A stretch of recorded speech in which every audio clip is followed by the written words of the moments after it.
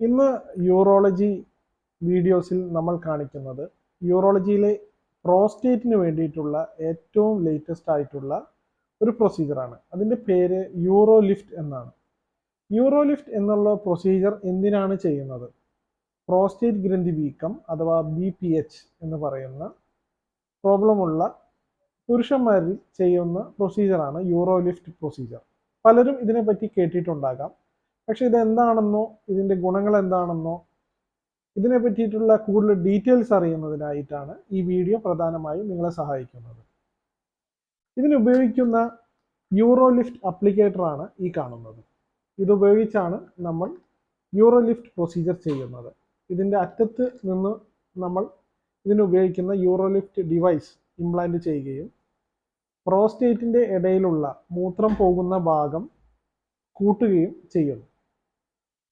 ഇനി നിങ്ങൾക്ക് അതിൻ്റെ വീഡിയോ എങ്ങനെയാണെന്ന് ഞാൻ കാണിച്ചു തരാം. അതിൽ നിന്ന് നിങ്ങൾക്ക് കുറച്ചുകൂടി അതിൻ്റെ അനിമേഷൻ കാണുമ്പോൾ എങ്ങനെയാണ് ഈ യൂറോ ലിഫ്റ്റ് ചെയ്യുന്നതെന്നും അതും ഗുണങ്ങൾ എന്തെല്ലാമാണെന്നും നിങ്ങൾക്ക് കൃത്യമായി മനസ്സിലാകും. ഈ മൂത്രസഞ്ചിക്ക് താഴെയുള്ള ഈ ഗ്രന്ഥിയാണ് പ്രോസ്റ്റേറ്റ് എന്ന് പറയുന്നത്.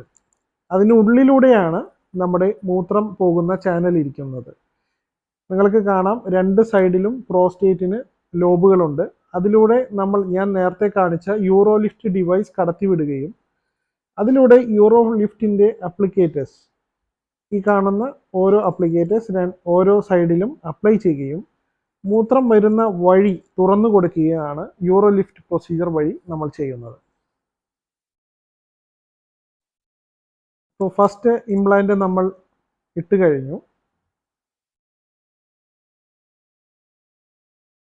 ആ ഇംപ്ലാന്റ് ഇട്ട് കഴിയുമ്പോൾ പ്രോസ്റ്റേറ്റിൻ്റെ ആ ഭാഗം ചുരുങ്ങുകയും മൂത്രനാളി വികസിക്കുകയും ചെയ്യുന്നു. അതിനുശേഷം മറ്റേ സൈഡിൽ യൂറോ ലിഫ്റ്റ് ഇംപ്ലാന്റ് നമ്മൾ ഇടുന്നു. വീണ്ടും മൂത്രനാളിയുടെ വ്യാസം വീണ്ടും വികസിപ്പിക്കുന്നു. വലിയ പ്രോസ്റ്റേറ്റ് ഉള്ളവർക്ക് അഡീഷണലായി താഴെ വശത്ത് വീണ്ടും ഇംപ്ലാന്റ് ഇടുന്നു.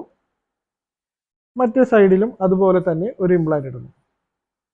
വളരെ സങ്കീർണത കുറഞ്ഞ ഒരു പ്രൊസീജിയറാണ് യൂറോ ലിഫ്റ്റ് പ്രൊസീജിയർ.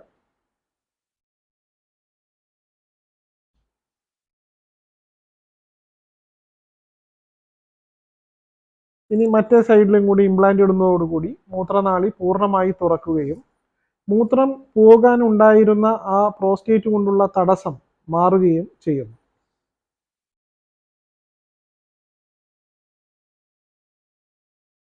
ഇപ്പോൾ നിങ്ങൾക്ക് കാണാം മൂത്രനാളി കംപ്ലീറ്റ് ആയി തുറന്നു കഴിഞ്ഞു. വേറെ മൂത്രനാളിക്ക് അകത്ത് കേടുപാടുകളോ പ്രോസ്റ്റേറ്റിന് കേടുപാടുകളോ ഒന്നും സംഭവിച്ചില്ല. അതില്ലാതെ തന്നെ മൂത്രനാളി പഴയ സ്ഥിതിയിൽ നിന്ന് പൂർണ്ണമായും തുറന്നിരിക്കുന്നത് നമുക്ക് കാണാൻ സാധിക്കും. ഇതിനെയാണ് യൂറോ ലിഫ്റ്റ് പ്രൊസീജിയർ എന്ന് പറയുന്നത്. യൂറോ ലിഫ്റ്റ് പ്രൊസീജിയർ ഇതിനെക്കുറിച്ച് കൂടുതൽ അറിയാനായിട്ട് നിങ്ങൾക്ക് കമൻറ്റ് ബോക്സിൽ കമൻറ്റ് ചെയ്യാം, അല്ലെങ്കിൽ ഞങ്ങളുമായി ബന്ധപ്പെടാം. അതിനുള്ള സംശയങ്ങളും അതിനുള്ള നിവാരണങ്ങളും നമ്മൾ ചെയ്യുന്നതായിരിക്കും. Thank you.